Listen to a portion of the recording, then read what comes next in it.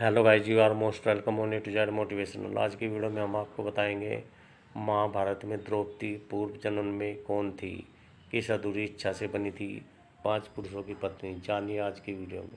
महाभारत की कथा न केवल युद्ध, धर्म, राजनीति की गाथा है, बल्कि इसमें छिपे चरित्रों की गहराई और उनके जीवन के रहस्य भी उतने ही महत्वपूर्ण है। इन्हीं में से एक रहस्यमय और अत्यंत शक्तिशाली पात्र द्रौपदी है, एक स्त्री जिसे 5 पतियों की पत्नी बनना पड़ा था। एक ऐसा निर्णय जिसे ना उसे स्वयं चुना और ना ही कभी इसकी कल्पना की थी। लेकिन क्या आपने कभी सोचा है कि ऐसा क्यों हुआ? इसके पीछे का रहस्य द्रौपदी के पूर्व जन्म से जुड़ा हुआ है।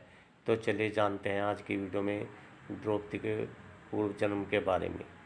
महाभारत की कथा के अनुसार द्रौपदी को समाज में कई बार अपमान का सामना करना पड़ा था, सिर्फ इसलिए क्योंकि वह 5 पुरुषों की पत्नी थी। उन्हें कभी अभिमानी कहा गया तो कभी कारणविहीन आलोचनाओं का शिकार होना पड़ा। हालांकि द्रौपदी ने कभी स्वयं 5 पतियों की इच्छा नहीं जताई थी। यह परिस्थिति कुंती के एक निर्णय और व्यास जी के हस्तक्षेप के कारण बनी।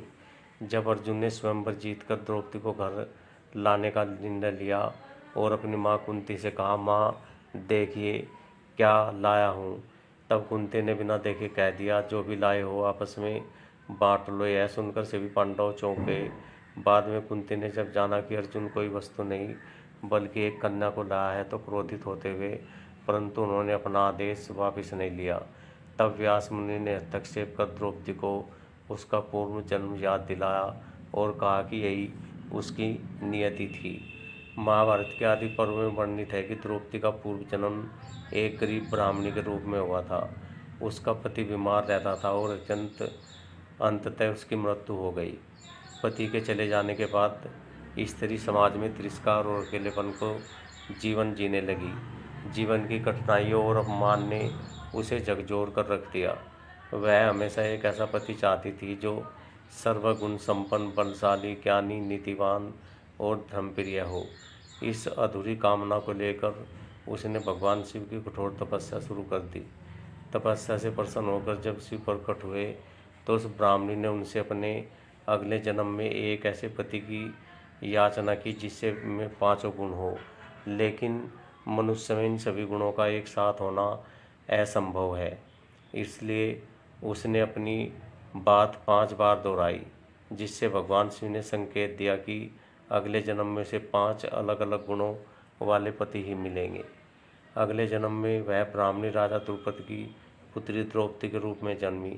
स्वयंवर में अर्जुन ने प्रतियोगिता जीतकर द्रौपदी का हाथ जीत लिया, लेकिन फिर कुंती के एक अनजाने में की गई बात और व्यास मुनि के आदेश से द्रौपदी का विवाह सभी 5 पांडवों से करा दिया गया। हर पांडवों में अलग अलग गुण थे। युधिष्ठिर में धर्म और नीति, भीम में बल, अर्जुन में वीरता और कौशल, नकुल में सुंदरता और सहदेव में ज्ञान। शिव का वरदान साकार हुआ, परंतु साथ ही द्रौपदी को भी इसका अपमान झेलना पड़ा। द्रौपदी केवल 5 पतियों की पत्नी ही नहीं, वह उस युग में सबसे शक्तिशाली और प्रभावशाली स्त्री भी थी। उन्होंने हर स्थिति में अपने सम्मान, धर्म और आत्मबल को बनाए रखा। उनका जीवन यह सिखाता है कि नियति चाहे जैसी हो, अगर साहस और विवेक हो तो कोई भी स्त्री समाज में एक सम्मानित स्थान प्राप्त कर सकती है। द्रौपदी की कहानी केवल महाभारत की गाथा नहीं, बल्कि नारी की जटिल भावनाओं, समाज के रवैये और आत्मबल की कहानी भी है।